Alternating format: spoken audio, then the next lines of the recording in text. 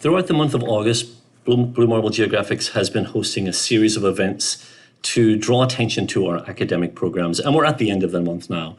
So we thought it would be a good idea to take a look at where you go from there, basically. We want to take a look at the transition from educational institution, from academia, into the workplace. School, as it says on my slide, is just the beginning. Taking Global Mapper into the workspace. Now, in this brief session today, we're going to have a little bit of a discussion with one of my colleagues here who has gone through that transition. He has gone through his schooling, been introduced to Global Mapper as part of his academic programs, and is now working for Blue Marble Geographics. So we'll having a little bit of a chat with Billy Noble in just a few minutes. Before we do, a quick reminder of some of the academic programs that are available to you through Blue Marble's academic programs. If you are interested in using any of our applications, we do offer free or discounted licensing. Now, free licensing would be available for any accredited academic institution within the US and Canada. If you're outside of the US and Canada, outside of North America, you can get a deeply discounted license to use the software in an academic environment.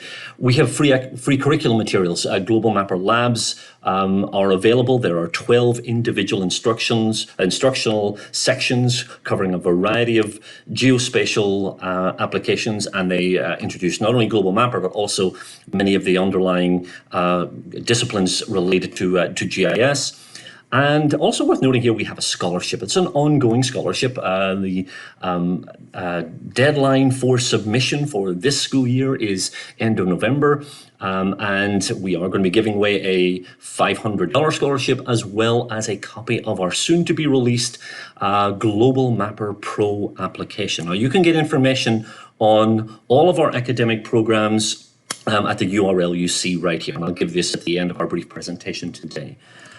But as I mentioned, most of what we're going to be doing today is having a little bit of discussion with my colleague, Billy Noble. Good afternoon, Billy. How are you today?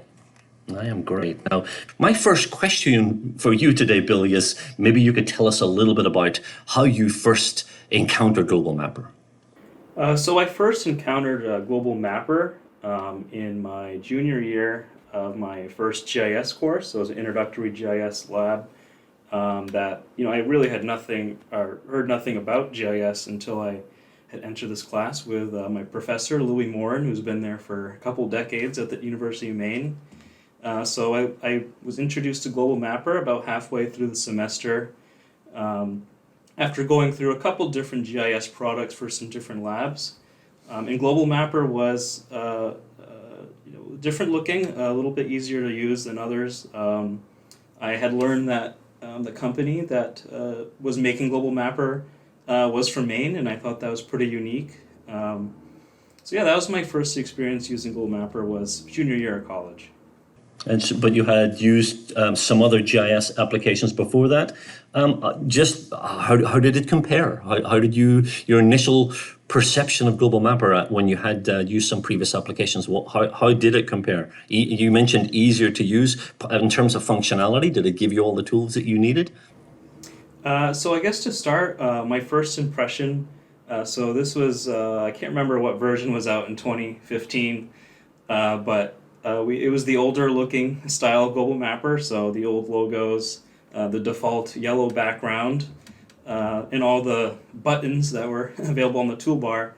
So made it look much more different than some of the other software that had been more well known by other students that already were introduced to GIS. But once we started playing around with it, it was pretty easy to use, just loading in files.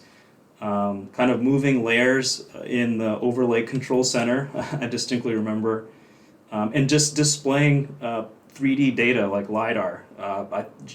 Global Mapper was the first program that we used in the lab to use LiDAR, and I was pretty impressed with it even several years ago, which has come along a lot further now than it did back then. So I believe you were asked at the time, I think you mentioned Louis Moore, and he asked you for your feedback. I know he asked you and your fellow students to give some feedback, and we received that feedback. Putting you on the spot a little bit here, but do you remember any of the comments you made, both good and maybe not so good, about Global Mapper? Do you remember what you said at the time? Yeah, that's kind of interesting. When when I did eventually get hired here, I still had my handout on my computer somewhere, and I printed out some of the things that I praised about Global Mapper and some of the critiques. Some of the critiques that I had was universal undo, which has been several years in the making, but will be out in our next version.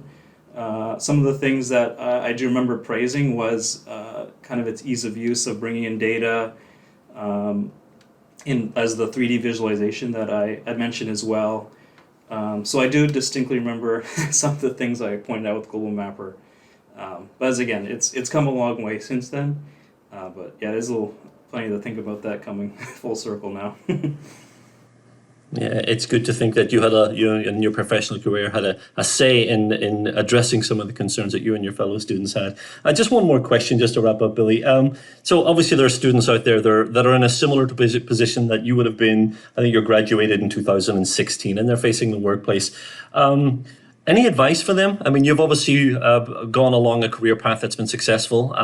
You're obviously working, transitioning from working directly in an academic situation or studying to now you're helping others, solve the issues they have, address the concerns they have with the software. But any advice that you would have for any students that are in your position as they approach their graduation? Yeah, so I think some good advice would be is to keep your mind open about, especially if you're not sure about where your path might take you after school. I certainly didn't expect to be in the GIS field, but I think it was very valuable to have gone through that course and be introduced to several GIS applications, and especially Global Mapper, and having that in your tool belt makes you more versatile going out into the workplace. Especially after my graduation. I didn't originally start working here, but I had worked with a graduate research assistant with some LiDAR and forest stands, and we were using Global Mapper. So pretty much every day I was in Global Mapper looking at LiDAR, looking at GPS points, and helping with a research project. So keep an open mind, pay attention, and reach out for help, especially in those GIS courses, which can be tough and overwhelming. But there are resources available to help online, and your instructors, and me and tech support if you're looking at Global Mapper.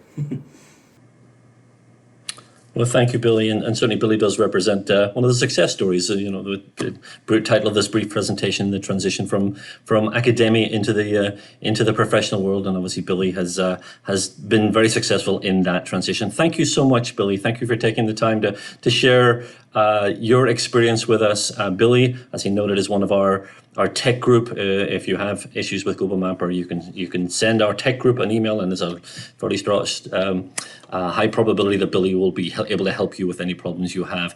Just to wrap up, again, a reminder of some of our academic programs. We mentioned the licensing and the curriculum materials, which Billy has gone through in an academic sense. You'll see the URL on the screen right here. This is where you can go to get more information on those programs. If you have technical questions about our software, geohelp@bluemarblegeo.com, or if you want some more information on licensing options, including the academic licensing options that we mentioned earlier, orders@bluemarblegeo.com is a good place to contact. Folks, thank you very much, and we will see you next time.